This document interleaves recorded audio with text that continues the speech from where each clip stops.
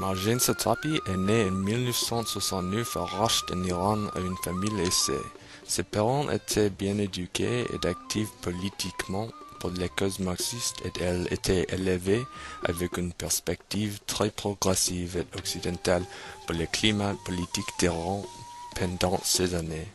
En 1983, à cause de la récente révolution, ses parents l'ont envoyé à Vienne en Autriche pour étudier, vu d'un ressentiment croissant contre les idéologies que sa famille représentait et la conduite turbulente de Marjane.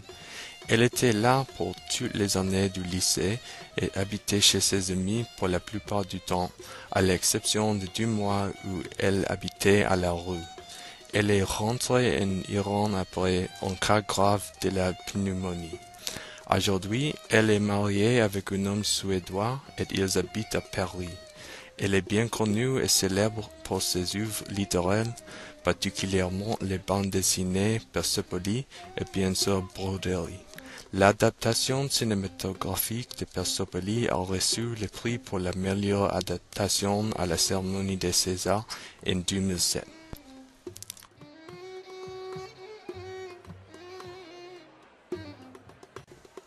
En Iran, dans la famille Satrapi, lors des fêtes de famille, lorsque les hommes font la sieste, les femmes en profitent pour prendre un thé et se raconter des histoires les plus insolites.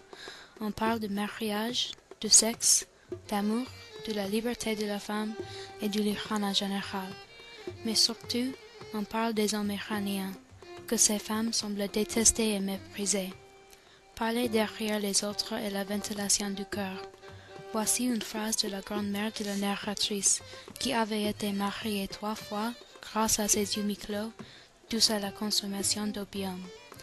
Broderie évoque ces discussions entre femmes, à l'époque du Shah, sans doute bien que ce ne soit pas précisé, quand l'auteur était petite fille autour d'un samovar où les petits et grands secrets étaient étalés à la barbe des hommes.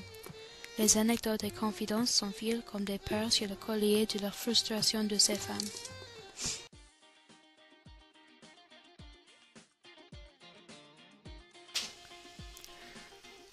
Dans la BD, on voit les affaires de femmes, quelque chose qui reste un mystère pour les hommes. Dans le temps où ce livre est situé, c'était très progressif pour les filles en Iran d'être si libres.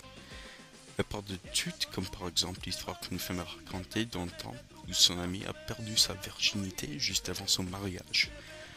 Ou une autre fille a jamais vu le sexe masculin. Mais les problèmes du mariage aparté, un grand thème de cette BD est le féminisme. Mais pas dans le sens politique, juste dans le sens qu'elles sont vraiment libres à parler comme elles veulent, entre elles. Dans la société islamique, c'est très difficile de trouver la liberté des opinions pour les femmes. Alors on a la chance à lire comment elles pensent vivre quand elles restent dans ses propres maisons. En réalité, elles ne sont pas trop différentes des femmes dans les sociétés occidentales, à l'exception d'un mariage arrangé entre un homme âgé et une jeune fille. Un autre thème est parler derrière le dos des autres, comme dit par mamie au commencement du BD. Elle a dit que ça fait très bien pour le corps. Ce thème est important parce que toutes les femmes dans la BD parlent très ouvertement ensemble. Il n'y a pas de raison de cacher les secrets parce qu'elles sont famille ou de bonnes amies. Les conversations sont très personnelles mais elles sont confortables et elles n'ont aucune raison d'être timides.